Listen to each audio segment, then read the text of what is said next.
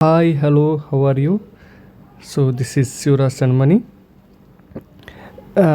ಇವತ್ತು ನಾವು ಪೇಪರ್ 1 ಅಲ್ಲಿ ಅತ್ಯಂತ ಮುಖ್ಯವಾದ ಒಂದು ಟಾಪಿಕ್ ಯಾವುದಂದರೆ ಬೋಧನಾ ಸಾಮರ್ಥ್ಯ, ಟೀಚಿಂಗ್ ಆ್ಯಪ್ಟಿಟ್ಯೂಡ್.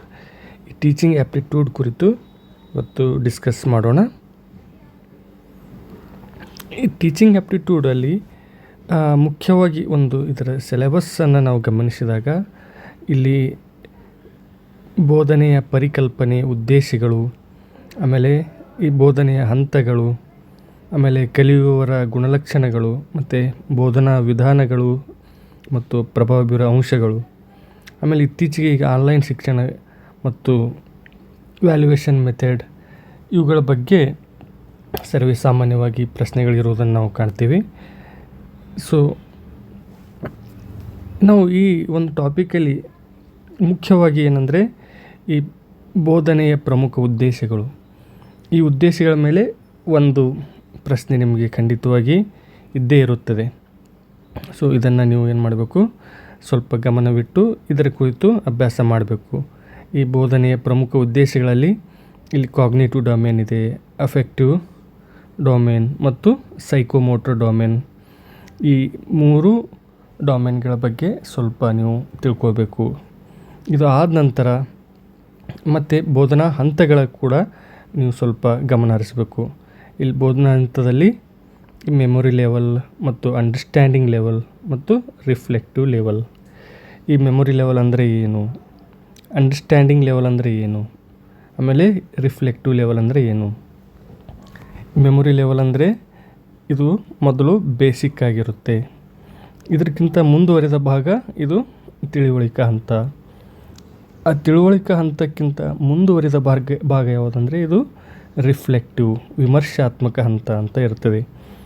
ಸೊ ಇದ್ರ ಬಗ್ಗೆ ನೀವು ಸ್ಟಡಿ ಮಾಡಬೇಕು. ಮತ್ತು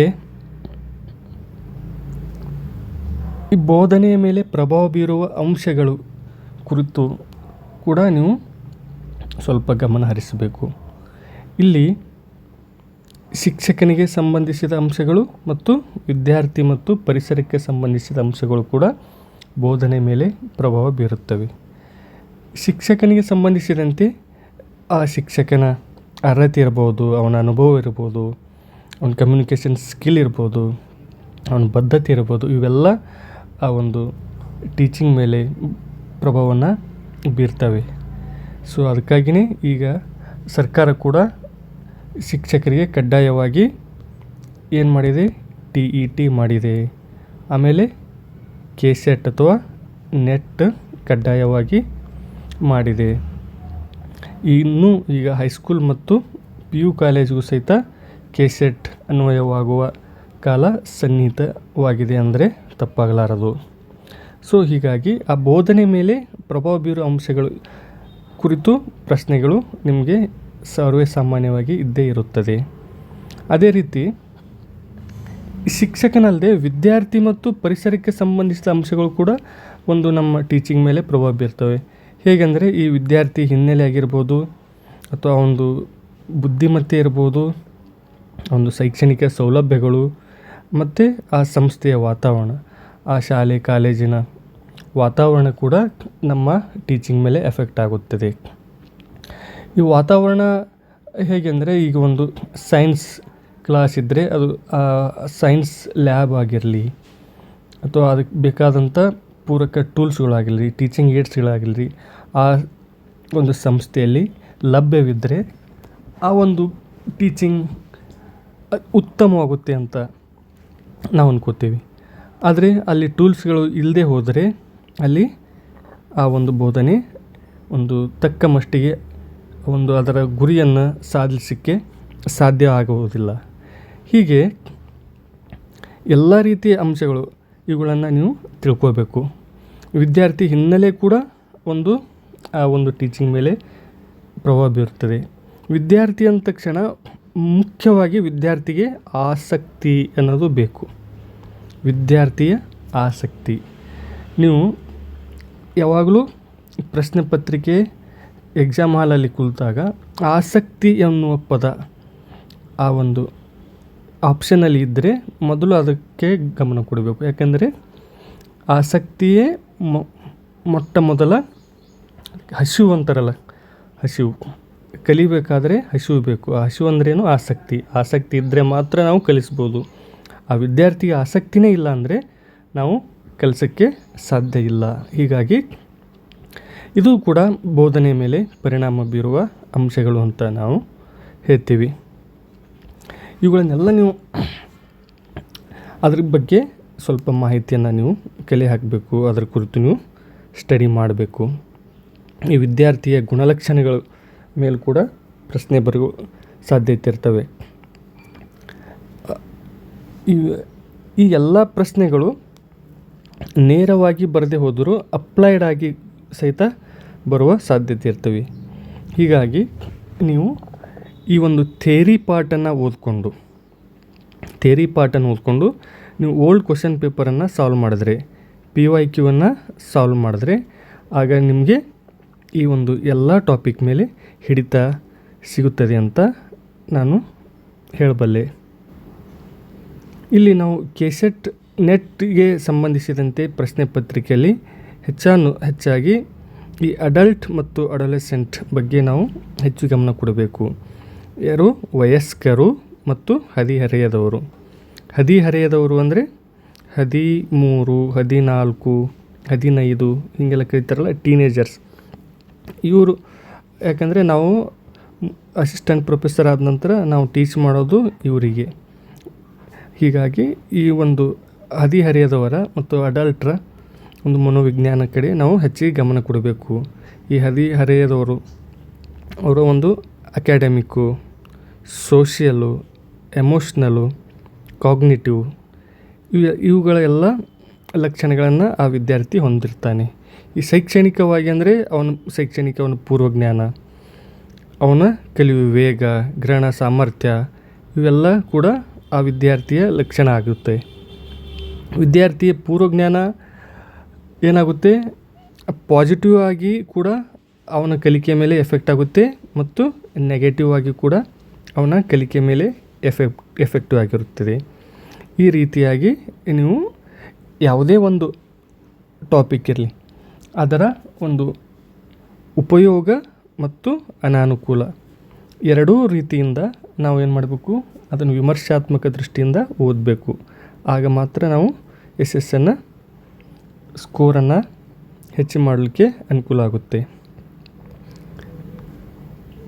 ಆಮೇಲೆ ಬೋಧನಾ ವಿಧಾನಗಳು.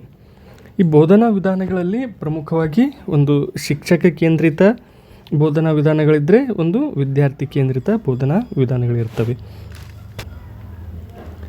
ಸೊ ಶಿಕ್ಷಕ ಕೇಂದ್ರಿತ ಬೋಧನೆ ವಿಧಾನ ಬೇಕಾ ಅಥವಾ ಬೇಡವಾ? ವಿದ್ಯಾರ್ಥಿ ಕೇಂದ್ರಿತ ಬೋಧನೆ ವಿಧಾನ ಬೇಕಲ್ವಾ?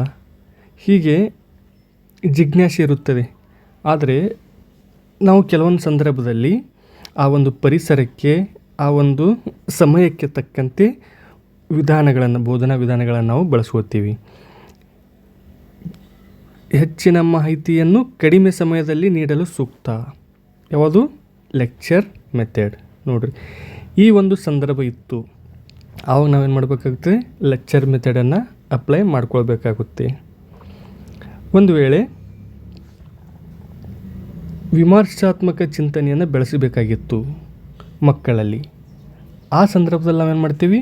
ಈ ಗುಂಪು ಚರ್ಚೆಯನ್ನು, ಗ್ರೂಪ್ ಡಿಸ್ಕಷನನ್ನು ಮಾಡ್ತೀವಿ. ಆದರೆ ಗ್ರೂಪ್ ಡಿಸ್ಕಷನ್ದು ಪಾಸಿಟಿವ್ ಏನಿದೆ, ಇದರ ಅನುಕೂಲಗಳು ಏನಿವೆ ಮತ್ತು ಅನಾನುಕೂಲಗಳೇನಿವೆ, ಅದನ್ನು ಎರಡನ್ನು ನೀವು ಓದ್ಕೋಬೇಕು. ಈ ಲೆಕ್ಚರ್ ಮೆಥಡ್ದು ಕೂಡ ಅನುಕೂಲಗಳೇನು, ಅನಾನುಕೂಲಗಳೇನು.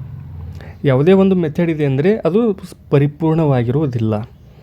ಎಲ್ಲ ಮೆಥಡ್ಗಳಿಗೂ ಅದರದೇ ಆದ ಮಿತಿ ಇರುತ್ತದೆ, ಅದರದೇ ಆದ ಒಂದು ಪ್ಲಸ್ ಪಾಯಿಂಟ್ ಕೂಡ ಇರುತ್ತದೆ. ನೀವು ಆ ಎರಡರ ಕುರಿತು ಮಾಹಿತಿಯನ್ನು, ಅದರ ಕುರಿತು ತಿಳುವಳಿಕೆಯನ್ನು ಪಡ್ಕೋಬೇಕು. ಈ ಶಿಕ್ಷಕ ಕೇಂದ್ರಿತ ಬೋಧನಾ ವಿಧಾನ ಅಂದರೆ ಇದು ಒನ್ ವೇ ಕಮ್ಯುನಿಕೇಷನ್ ಅಂತೀವಿ. ಇದು ಮಕ್ಕಳ ಕೇಂದ್ರಿತ ಅಂದರೆ ಅದನ್ನು ನಾವು 2 ವೇ ಕಮ್ಯುನಿಕೇಷನ್ ಅಂತೀವಿ. ಕೆಲವೊಂದು ಸಂದರ್ಭದಲ್ಲಿ ನಮಗೆ ಒನ್ ವೇ ಕಮ್ಯುನಿಕೇಷನ್ನೇ ಬೇಕಾಗಿರುತ್ತದೆ. ಟೂ ವೇ ಕಮ್ಯುನಿಕೇಷನ್ ಸಾಧ್ಯವಾಗೋದಿಲ್ಲ. ಅಂಥ ಸಂದರ್ಭದಲ್ಲಿ ನಾವೇನು ಮಾಡ್ತೀವಿ, ಒನ್ ವೇ ಕಮ್ಯುನಿಕೇಷನ್ನ ಈ ಶಿಕ್ಷಕ ಕೇಂದ್ರಿತ ಬೋಧನಾ ವಿಧಾನ ಮೂಲಕ ನಾವು ಅಳವಡಿಸ್ಕೊಂಡು ಪಾಠವನ್ನು ಮಾಡ್ತೀವಿ. ಸೊ ಈ ಎಲ್ಲ ವಿಧಾನಗಳ ಕುರಿತು ನೀವೇನು ಮಾಡಬೇಕು, ತಿಳ್ಕೋಬೇಕು. ಇತ್ತೀಚೆಗೆ ಆನ್ಲೈನ್ ಮತ್ತು ಡಿಜಿಟಲ್ ಶಿಕ್ಷಣದ ವ್ಯಾಪಕವಾಗಿ ಹಬ್ತಾ ಇದೆ. ಅದರಲ್ಲಿ ಕೂಡ ಸರ್ಕಾರದ ಈ ಮಿನಿಸ್ಟ್ರ್ ಆಫ್ ಎಜುಕೇಷನ್ ಸರ್ಕಾರದ ಮೂಲಕನೇ ಸ್ವಯಂ ಆಗಿರಲಿ, ಸ್ವಯಂ ಪ್ರಭಾ ಆಗಿರಲಿ, ಇವು ಮೂಕ್ಸ್ ಆಗಿರಲಿ, ಇವುಗಳ ಕುರಿತು ನೀವೆಲ್ಲ ಮಾಹಿತಿಯನ್ನು ಪಡ್ಕೋಬೇಕು. ಈ ಸ್ವಯಂ ಪ್ರಭಾ ಕುರಿತು ಹಿಂದೆ ಪ್ರಶ್ನೆಗಳು ಬಂದಿರ್ತವೆ.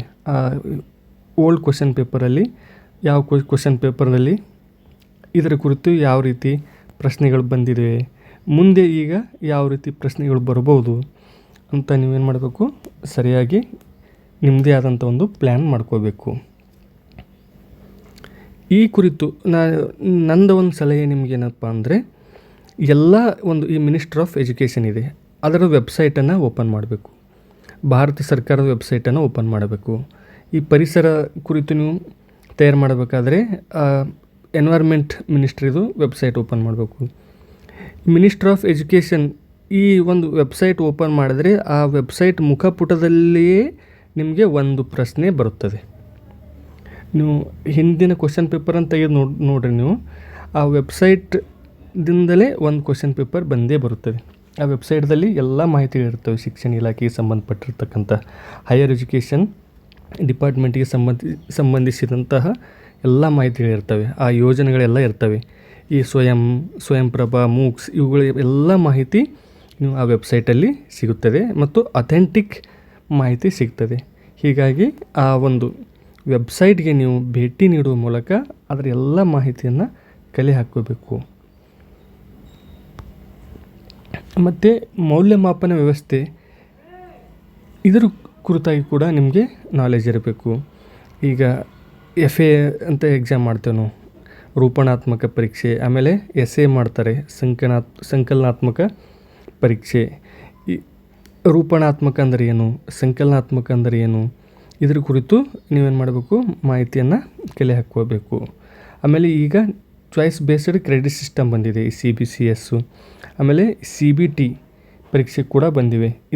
ಇದರ ಕುರಿತು ಮಾಹಿತಿ ಕೂಡ ನೀವು ಕಲೆ ಹಾಕಬೇಕು. ಈ CBT ಆಗುವ ಉಪಯೋಗವೇನು, ಅನಾನುಕೂಲವೇನು, ಈ ರೀತಿ ವಿಮರ್ಶಾತ್ಮಕವಾಗಿ ಓದಬೇಕು. ನಾವು ಓದಬೇಕಾದ್ರೆ ಬರೀ CBT ಅಂದರೆ ಇದು ಅಂತ ಅಷ್ಟೇ ತಿಳ್ಕೊಳ್ಳೋದಲ್ಲದೆ ಅದರ ಉಪಯೋಗಗಳು, ಅನಾನುಕೂಲಗಳು, ಹೀಗೆ ಯಾಕೆ ಇದು ಬೇಕು, ಯಾಕೆ ಬೇಡ ಅಂತ ಪ್ರಶ್ನೆ ಹಾಕ್ಕೊಂಡು ನಾವು ಓದಿದರೆ ನಮಗೆ ಆ ಒಂದು ವಿಷಯದ ಕುರಿತು ಪ್ರಬುದ್ಧತೆ ಬೆಳೆಸಿಕೊಳ್ಳಲು ಸಾಧ್ಯವಾಗುತ್ತೆ.